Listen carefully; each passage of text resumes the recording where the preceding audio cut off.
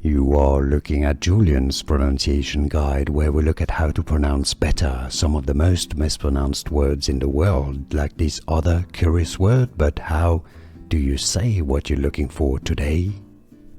Let's learn once and for all how to pronounce this name correctly, the name of this musical instrument. If you want to learn more names from music, stay tuned.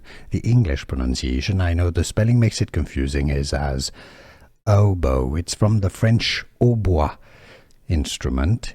British English and American English pronunciations are similar for once.